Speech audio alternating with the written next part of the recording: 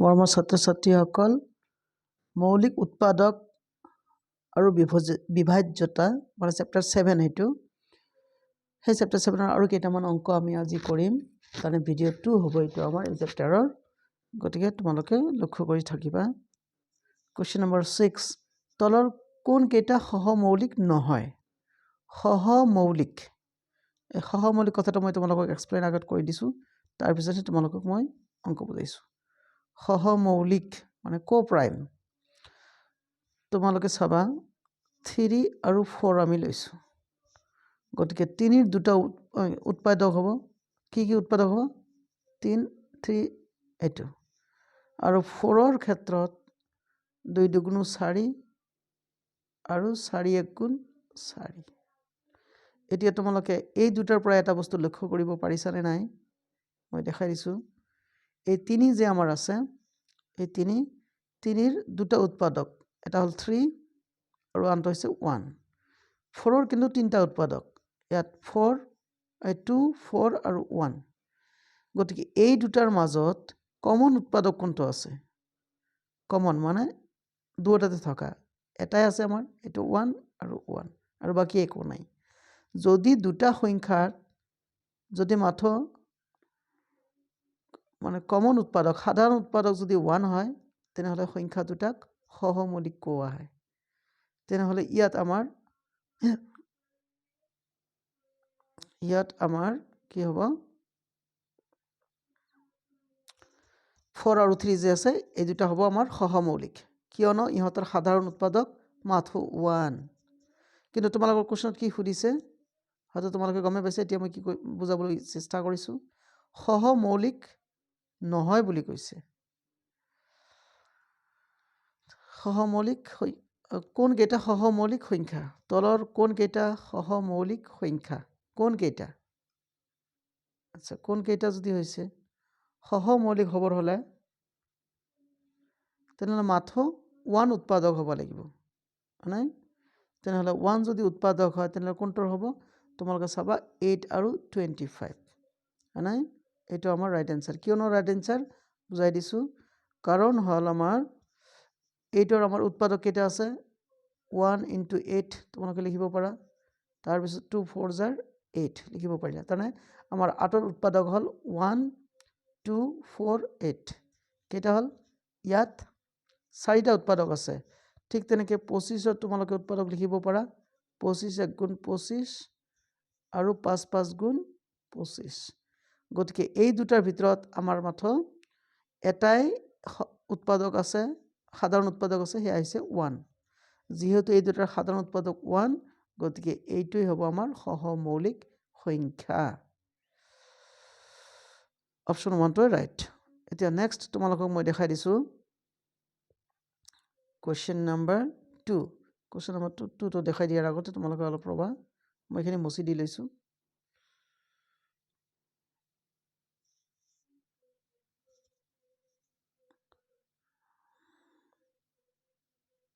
Question number 2টোত আমাৰ কি দিয়া আছে?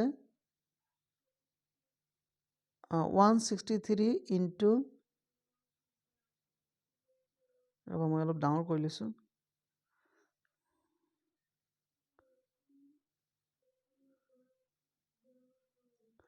আচ্ছা, 3টা সংখ্যা দিছে। 163 × 87 × 239ৰ পূৰণফলৰ একক স্থানীয় অংকটো 1 হ'লে, আচ্ছা, এষ্টেৰিকৰ স্থানৰ অংকটো হ'ব।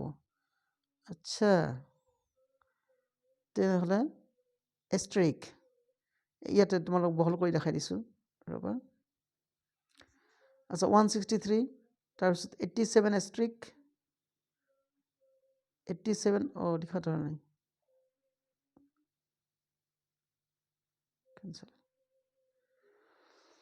আচ্ছা, 87 তাৰপিছত 239, এই 3টা সংখ্যা আমি পূৰণ কৰিলে একক স্থানত কিমান হ'ব? আমাৰ 1 হ'ব। 1 যদি হয়, তেনেহ'লে গোটেই অংকটো সংখ্যাকেইটা আমাক পূৰণ কৰাৰ দৰকাৰ নাই। কি পূৰণ কৰিম? আমি 3 পূৰণ কৰিম, একক স্থানৰ অংক দিম। ইয়াত আছে 3, সৰু কৰি লৈছোঁ। Damn it.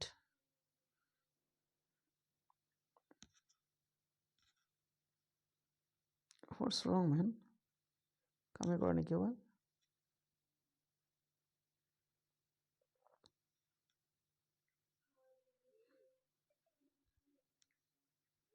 কাম কৰিছোঁ ৰ'বা একক স্থানৰ অংক আমি ল'ম একক স্থানৰ অংকত কি আছে ফাৰ্ষ্টটো আছে 3 তাৰপিছত আছে আমাৰ তোমালোকৰ ষ্টাৰিক তাৰপিছত আছে আমাৰ 9 গতিকে আমি এই দুটা আগত পূৰণ কৰি লওঁ 3 9 * 27 এতিয়া 27ক আমি কিহেৰে পূৰণ কৰিলে একক স্থানত আমি অংক কি 1 পাম 27 নিশ্চয় 3 যদি আমি 3 ৰে পূৰণ কৰোঁ 3 7 * 21 ইয়াত 1 থাকিব তেনেহ'লে আমাৰ এই ষ্টাৰিকত কি থাকিব লাগিব 3 হ'ব লাগিব এই অপচনটো তোমালোকে চাইছা নহয় অপচনটোত তোমালোকৰ 3 আছে গতিকে হয়তো তোমালোকে পাজলিং হৈছে পাজলিং হ'লে তোমালোকে কমেণ্টত কৰিবা একেবাৰে সহজ এইটো আচ্ছা এইবাৰ আমি আহিছোঁ কোৱেশ্চন নম্বৰ 8 লৈ কোৱেশ্চন নম্বৰ 8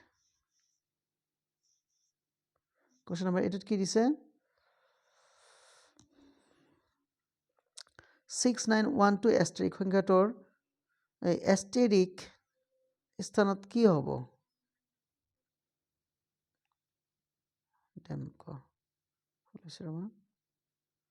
ষ্টাৰিক স্থানত কি মান বহালে সংখ্যাটো 25ৰে বিভাজ্য হ'ব আচ্ছা তোমালোকে জানা যে এটা সংখ্যা 25ৰে বিভাজ্য হ'বৰ হ'লে আমাৰ একক স্থানত নিশ্চয়কৈ কিমান থাকিব লাগিব 5 থাকিব লাগিব হয়নে যেহেতু ষ্টাৰিক ইয়াত দিয়া আছে ষ্টাৰিকত কি থাকিব লাগিব তেনেহ'লে 5 থাকিবই লাগিব এইটো সাধাৰণ কথা একক স্থানত যদি 5 থাকে তেন্তে ই 5 আৰু 25ৰে বিভাজ্য হ'ব তোমালোকে এইটো মনত ৰাখিবা গতিকে সেইকাৰণে আমাৰ অপচন 5টো ৰাইট হ'ব এতিয়া আমি গৈছোঁ কোৱেশ্চন নম্বৰ 9 লৈ আমাৰ নেক্সট কোৱেশ্চনটো তলৰ কোনটো সংখ্যাক 27ৰে হৰণ কৰিলে ভাগফল 25 আৰু ভাগশেষ 13 হ'ব 27ৰে হৰণ কৰিলে ভাগফল 25 হ'ব আৰু ভাগশেষ 13 হ'ব তেনেহ'লে আমাক কি কৰিব লাগিব ভাগফল 25 হ'ব আৰু ভাগশেষ 13 হ'ব তেনেহ'লে কি কৰা যায় আমাক আমি এটা কাম কৰোঁ সিধাই আমি 27ক 25ৰে হৰণ কৰি পূৰণ কৰি 13 আমি যোগ কৰি চাওঁ তাৰপিছত দেখা যাব কি হয় আচ্ছা 27 25 আৰু 13 তোমালোকে সিধাই ইয়াত পূৰণ কৰিবা তোমালোকে জানাই যে ভাজ্য আমাৰ কিহৰ দ্বাৰা হয় সমান সমান ভাজক পূৰণ ভাগফল যোগ কি থাকিব উল্টাই লিখিছোঁ ৰ'বা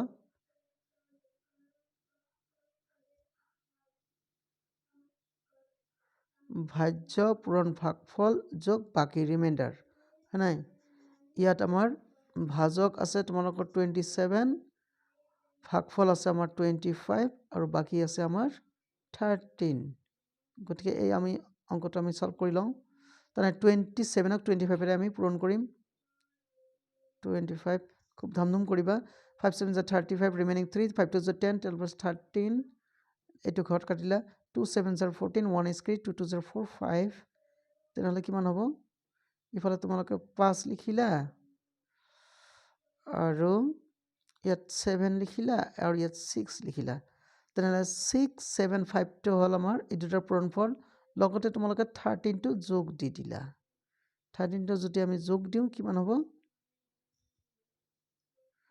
ইয়াত হ'ব 8 ইয়াত হ'ব 8 ইয়াত হ'ব 6 6 8 8 আমাৰ অপচন হ'ব লাগে এইটো আছেনে নাই দেখা যাওকচোন 6 8 8 মই কোনটো কৰি আছোঁ তোমালোকৰ কাৰণে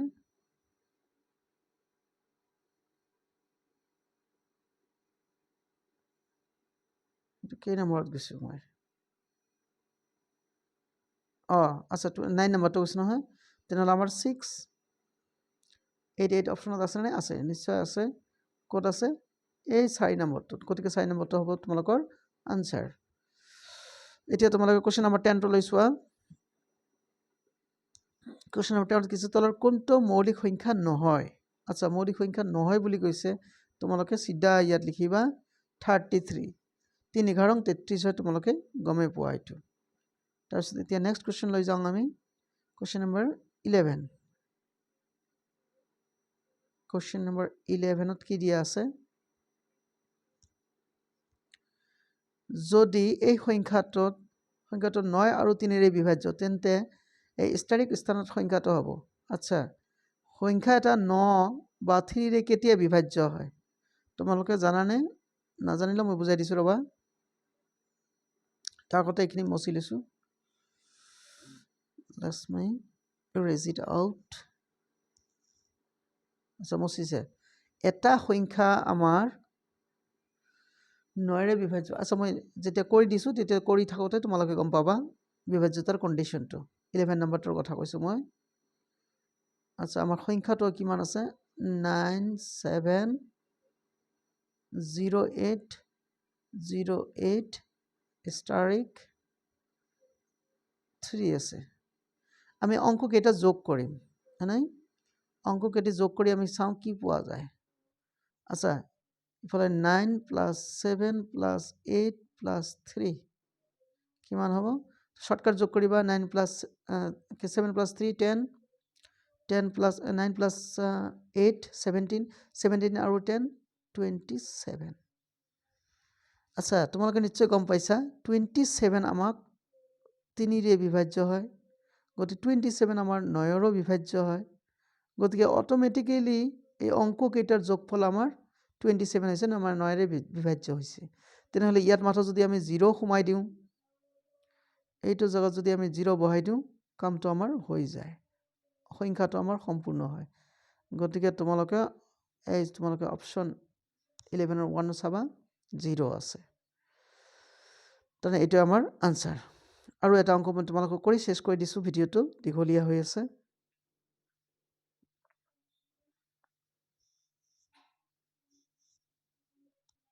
আচ্ছা দীঘলীয়া আছে আমাৰ কোশ্চেন নম্বৰ 12 টোত কি দিয়া আছে মই দেখা দিছো 1 ৰ পৰা 100 লৈ 1 ৰ পৰা 100ৰ মাজত 7ৰে বিভাজ্য মুঠ সংখ্যা 1 ৰ পৰা 100ৰ মাজত 7ৰে বিভাজ্য মুঠ সংখ্যা কিমানটা হ'ব মই তোমালোকক দেখাই দিছো প্ৰ্যাকটিক্যালি কৰি দেখাই দিছো এটা তোমালোকে মুখস্থ ৰাখিবা আচ্ছা প্ৰথম নম্বৰটো হল কই তোমালোকৰ 7 তাৰ পিছত 14 তাৰ পিছত কিমান হ'ব মা 7ৰ ঘৰ তোমালোকে মুখস্থ ৰাখিলে হ'ল আচ্ছা 7 2 14 7 3 21 তাৰ পিছত 7 4 28 7 5 35 তাৰ পিছত আহিল কি আমাৰ 7 6 42 7 7 49 7 8 56 7 9 63 7 10 70 7 11 77 7 12 84 তাৰ পিছতটো আছে 7 13 যাৰ কিমান হ'ব 91 তাৰ পিছত তোমালোকৰ 7 14 যাৰ 98 তেনেহলে কেইটা হল এতিয়া আমি হিসাব কৰি চাও 1 2 3 4 5 6 7 8 9 10 11 12 13 14 তেনেহলে 1 ৰ পৰা 100 লৈ 7ৰে বিভাজ্য কেইটা সংখ্যা আছে 14টা ইয়াত 14টা আছে নাই নিশ্চয় আছে তোমালোকৰ অপচন নম্বৰ 2 টো চাবা 14 গতিকে আজিলৈকে ইমান থাক আৰু নেক্সট ভিডিওত আৰু কেইটামান অংক তোমালোকক দেখুৱাই দিবলৈ আছে সেইকেইটা দেখুৱাই দি তাৰপিছত এটা চেপ্টাৰৰ আমি সামৰণি মাৰিম চোৱাৰ কাৰণে ধন্যবাদ থেংক ইউ